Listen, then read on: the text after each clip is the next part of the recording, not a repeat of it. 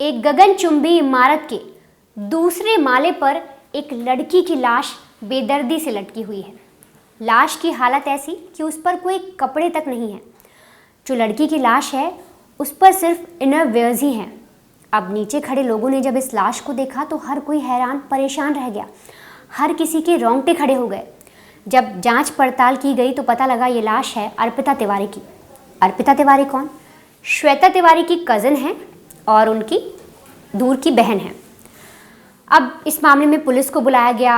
हर किसी ने देखा कि हाँ कैसे हुआ, कौन है, इन्वेस्टिगेशन शुरू हुई। तब जो कहानी सामने आई वो बहुत उलझी हुई कहानी सामने आई। आप ये समझिए कि ये जो केस है ये साल 2017 का है, लेकिन इस कदर उलझा हुआ है कि पुलिस आज तक इसे सुलझा नहीं पाई। पुलिस को ये तक नहीं पता कि ये हत्या है या आत्महत्या। लेकिन जो भी एविडेंस मिले या जो भी सिचुएशन रही, जो भी सर्कमस्टांसेस रहे, उसके तहत भी पुलिस इस केस के इर्द गिर्द भी नहीं पहुंच पाई। इस केस को पूरा समझाने के लिए हम आपको साल 2017 में ले चलते हैं। साल 2017 की बात है, दिसंबर का महीना था, तारीख थी 10। अर्पिता अपने पिता से कहती है कि पापा एक अवार्ड फंक्शन है और उसे मुझे अटेंड करने जाना है, इसलिए मैं जा रही हूँ, आपसे जल्दी मिलूँगी। अब अर्पिता ये कहकर निकल जाती है, अवार्ड फंक्शन भी अटेंड करती है। इसके बाद अपने बॉयफ्रेंड पंकज जाधव से मिलती है। उससे मिलने के बाद ये दोनों 10 और 11 की दरमियानी रात सुबह 3 बजे, तड़के सुबह 3 बजे अपने कॉमन फ्रेंड अमित हाजरा के घर पर जाते हैं। उसका 15वें माले पर फ्लैट था, वहाँ जाते हैं। रात भर पार्टी होती है। अब 3 बजे पहुँचे ही थे तो बढ़िया पार्टी होती है, दारू और खाने वाने में बढ़िया सामान रहता है। सब पार्टी वार्टी करके इतने थक जाते हैं और सब सो जाते हैं। अब उसमें कुछ जो दोस्त थे अमित के, वो कमरे में सोते हैं और अर्पिता, पंकज और अमित ये लोग हॉल में सो रहे थे। अब करीब 7 बजे एक दोस्त की आँख खुलती है। वो हॉल में बाहर आता है तो देखता है कि बाकी लोग तो हैं, अर्पिता नहीं है। फिर देखता है कि जो बाथरूम है उसका दरवाज़ा लॉक है। दोबारा वो अंदर चला जाता है सोने। करीब 7:30 बजे फिर से उसकी आँख खुलती है। वो फिर आता है, बाहर देखता है कि अभी कोई उठा ही नहीं, लेकिन देखता है कि अर्पिता तो अभी भी नहीं है। अब दोबारा जब बाथरूम की तरफ देखता है तो देखता है कि बाथरूम तो फिर से लॉक है। अब इसके बाद वो सबसे पहले अर्पिता के जो बॉयफ्रेंड है पंकज, उसे उठाता है। बोलता है कि अरे भाई उठ, कहीं अर्पिता दिख नहीं रही। अब इसके बाद सब लोग पूरे घर में ढूंढते हैं फ्लैट में कि देखते हैं अर्पिता कहाँ है, कहीं नहीं दिखती। अब बाथरूम जो था वो लॉक था तो एक की से उसका दरवाज़ा खोला जाता है। अब जब सब लोग अंदर जाते हैं देखते हैं अर्पिता वहाँ भी नहीं है, लेकिन जो बाथरूम में एक छोटी सी विंडो होती है ऊपर साइड में, वो उसका जो कांच था वो टूटा हुआ था। अब ये लोग देखते हैं कांच टूटा है लेकिन अर्पिता नहीं है। उसके बाद पूरी सोसाइटी में खबर फैल जाती है। जो सिक्योरिटी गार्ड हैं वो सब मिलके सब के सब अर्पिता को ढूंढने लग जाते हैं। अब 7 से लेकर 9 बज चुके थे लेकिन अर्पिता नहीं मिलती। अब करीब 9:30 बजे के आसपास एक आदमी देखता है कि जो दूसरा माला है उससे एक लड़की की लाश लटक रही है। अब सोसाइटी में हल्ला हो जाता है। अब जो दोस्त थे जब वो भी सुनते हैं कि एक लड़की की लाश लटकी हुई है, वो भी बिना कपड़ों के, सेमी न्यूड, तो वो भी हैरान परेशान रह जाते हैं कहीं ये अर्पिता तो नहीं है। इसके बाद वो दौड़े दौड़े जाते हैं, देखते हैं कि वो लाश अर्पिता की ही थी। अब दोस्त जो थे उनके पैरों तले ज़मीन खिसक गई थी। इस तरीके से एक दोस्त जिसके साथ उन्होंने अभी पार्टी की, जो बॉयफ्रेंड था, उसकी हालत भी ख़राब कि अभी मैं इसको लेकर आया, हमने उस ढंग से पार्टी की और अचानक से ऐसा भी क्या हुआ कि ये इस कदर यहाँ पर लटकी हुई है और अब मैं मतलब वो ज़िंदा नहीं है। हर किसी के हाथ पैर फूल जाते हैं। पुलिस को बुलाया जाता है तो पुलिस पहली नज़र में तो इस मामले को आत्महत्या के तरीके से देखती है और रिपोर्ट भी उसी के तहत दर्ज करती है। लेकिन जब इस मामले में अर्पिता के पिता और अर्पिता की बहनों से बात की जाती है तो वो लोग आरोप लगाते हैं पंकज पर, यानी कि अर्पिता के बॉयफ्रेंड पर। आपको बता दूं कि अर्पिता और जो पंकज है उसका रिलेशन करीब 8 साल से चल रहा था। अब इसमें जो पुलिस पूछताछ करती है पिता से, तो पिता कहते हैं कि मेरी बेटी को मारा गया है, उसने आत्महत्या तो नहीं की और मुझे ये भी डाउट है कि हो ना हो कहीं उसका रेप तो नहीं कर लिया गया, उसके बॉयफ्रेंड ने उसके साथ ज़बरदस्ती की हो। इसके अलावा जो बहनें हैं अर्पिता की, वो ये भी कहती हैं कि जो पंकज है वो मेरी बहन को परेशान कर रहा था। इनका 8 साल से रिलेशन ज़रूर था, बट हमने जो सुना है अर्पिता के मुँह से, कभी कभी ये ज़रूर सुना था कि इन दोनों के बीच में कुछ क्लैश चल रहा है, परेशानी चल रही है और ये लोग अलग होना चाहते हैं। ये जानने के बाद पुलिस पंकज से भी पूछताछ करती है, सारी चीज़ें पूछताछ में पड़ताल करती है कि क्या हुआ, कैसे हुआ, तुम कब लेके आए, तुम्हारा रिलेशन कैसा था, हर एक चीज़ पुलिस बारीकी से उसकी जांच करती है। तो जो पंकज है वो पुलिस को कहता है कि हमारा रिलेशन भले ख़राब था, हमारे बीच में कुछ परेशानियाँ आई थी, लेकिन मैं ऐसा कदम नहीं उठा सकता कि मैं अर्पिता को इस तरीके से मार दूँ। अब फिर पंकज ये भी कहता है कि आपने मुझसे सवाल किए हैं, लेकिन मैं आपसे कहना चाहूँगा कि जो अमित हाजरा है, एक बार आप उसकी प्रोफाइल पर भी नज़र डालिए, उसके बारे में भी जांच पड़ताल करिए। अब जब पुलिस को ये सारी चीज़ पंकज के थ्रू पता लगती है, अमित हाजरा का नाम, कि हाँ उसके घर पे लोग पार्टी करने गए थे, उसको भी पंकज एक तरीके से संदिग्ध जता देता है। और उसी दौरान पुलिस को जो अर्पिता है उसका फेसबुक चैट मिलता है, और चैट किसके साथ था? अमित के साथ। अब उस चैट में जो अर्पिता है वो अमित को एक तरीके से हड़का रही थी, या कहीं कुछ सुना रही थी। अर्पिता लिखती है कि तुम मेरे दोस्त हो और दोस्त की तरह ही रहो, मेरे बॉयफ्रेंड बनने की कोशिश मत करो। अब जब पुलिस को ये चीज़ मिलती है तो वो पंकज से और पूछते हैं अमित के बारे में कि हमें बताओ ये लड़का किस तरीके का है, किस तरह से क्या ये परेशान कर रहा था अर्पिता को।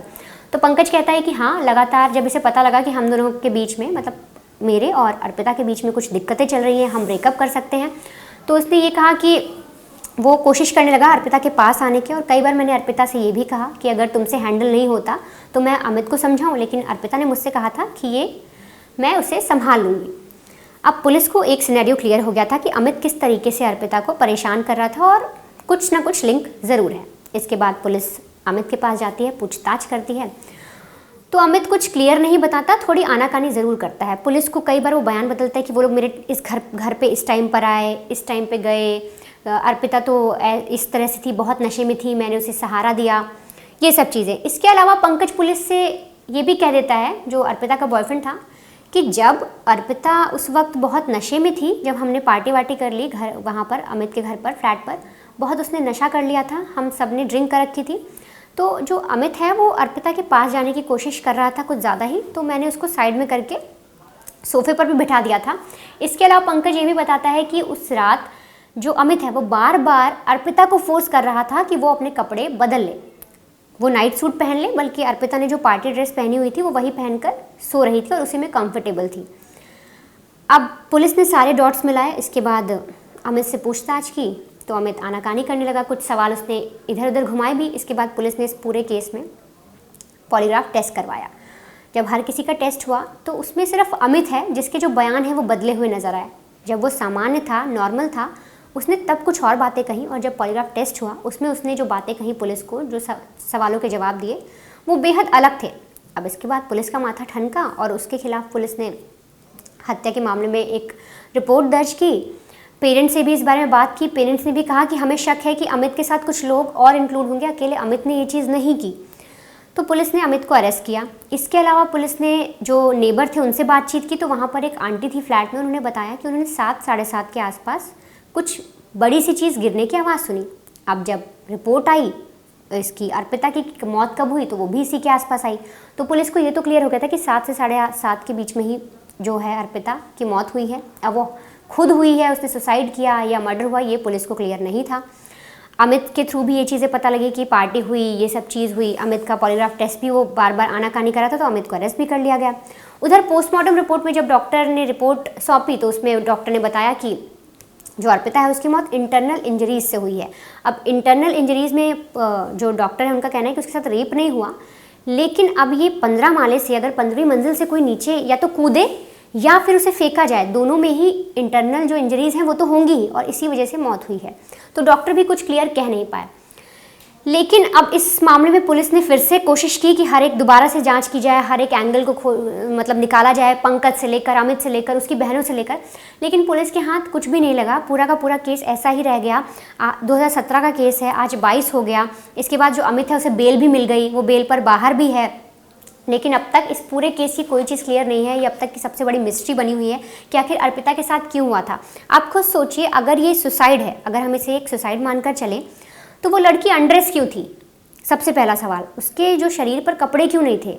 अगर उसने खुद सुसाइड किया तो सुसाइड तो वो वैसे भी कर सकती थी। इसके अलावा जो बाथरूम था, कोई भी शख्स अगर सुसाइड करने जा रहा है, आत्महत्या करने जा रहा है, तो रूम की खिड़की से कूद जाएगा, कोई और तरीका अपनाएगा। अब आप बाथरूम में जाओ, बाथरूम में एक छोटी सी खिड़की साइड में बनी होती है, उस खिड़की से मतलब इतना ज़्यादा प्रयास कौन करेगा कि उसको पहले तोड़ के फिर उससे जाकर कूदेगा उस छोटी सी खिड़की से, और वो भी ऊपर बनी होती है, उस पर भी चढ़ोगे आप पहले किसी चीज़ पर, फिर खिड़की से कूदोगे। इसके अलावा अगर हम इसे एक्सीडेंट माने, अगर पुलिस की इन्वेस्टिगेशन की ही बात करें और हर एक टर्म्स को सोचे समझे कि क्या क्या हो सकता है, तो अगर हम इसे ले कि चलो ठीक है एक्सीडेंट हो सकता है, तो 7 साढ़े 7 बजे के आसपास कोई शख्स है वो बाथरूम के अंदर जाता है और वो उतनी ऊंची खिड़की पर जाकर क्या करेगा कि अचानक से जाकर उसे कोई काम आया और फिर वहाँ से वो गिर गया। कोई रीज़न भी तो होना चाहिए। अब तीसरा है कि लोग इसे मर्डर भी कह रहे थे, कि अब जैसे उनके पेरेंट्स ने भी कहा कि मर्डर हो सकता है, तो अगर मर्डर भी है, पूरा प्लान के तहत एक मर्डर भी किया गया, तो क्या उस वक्त किसी ने भी चीखें नहीं सुनी? जब कोई उसे फेंक रहा है 15वें माले से, कोई नीचे फेंक रहा है तो लड़की चिल्लाएगी, तो क्या जितने भी लोग फ्लैट में मौजूद थे क्या उन्होंने इस चीज़ की ढंग से, मतलब किसी ने भी चीख नहीं सुनी? अब इन सब पूरे मामले पे जो अर्पिता हैं, उनके पेरेंट्स हो गए, उनके फैमिली वालों का बस इतना कहना है कि ये मर्डर है और बाकी लोग भी मिले हैं, क्योंकि जब मेरी बेटी के साथ ये चीज़ें हो रही थी और अंदर सब लोग कह रहे हैं किसी ने कुछ सुना ही नहीं, तो हो ना हो बाकी जितने भी लोग थे उनसे भी पुलिस को पूछताछ करनी चाहिए, उनसे भी छानबीन करनी चाहिए कि क्या हुआ उस वक्त, किस तरीके से हुआ। लेकिन ये पूरा जो मामला है ये अभी ऐसा का ऐसा पड़ा हुआ है, अब तक अर्पिता को इंसाफ नहीं मिला है। और इसी तरीके से जैसे अभी आफ्ताब का केस भी चल रहा है, जिस तरह से वो गोलमोल पुलिस को घुमा रहा है, पॉलीग्राफ टेस्ट में कभी कुछ बोल देता है, ज़्यादा से ज़्यादा जवाब इंग्लिश में भी दे रहा है, कोई भी चीज़ें क्लियर नहीं कर रहा है, कभी कुछ और बोलता है, पुलिस को सबूत भी नहीं मिले हैं, तो लोग इस ऐसे भी कई सारे केसेस अभी हमें मेल भी आ रहे हैं इसको लेके, कई सारे केसेस को लेके कि जो ऐसे ही अनसॉल्व हैं, कि श्रद्धा का केस भी कहीं इस तरीके से तो नहीं हो जाएगा। तो इसी तरीके से अर्पिता का केस भी जब हमने देखा और इसे समझा तो यही समझ में आया कि पुलिस इसे ठीक तरीके से, मतलब पुलिस ने कोई तो ऐसी लीड है जो छूटी है। अगर वो सुसाइड भी है तो भी वो ढंग से प्रूव नहीं हो पाया, वो एक्सीडेंट हुआ तो भी प्रूव नहीं हो पाया, और मर्डर है तो वो भी अब तक प्रूव नहीं हो पाया। और सोचिए अगर ये मर्डर है तो अब तक जो जिन्होंने अर्पिता के साथ ये सब चीज़ें की, जिन्होंने अर्पिता को मारा, अगर मर्डर है तो वो अब तक खुले घूम रहे हैं।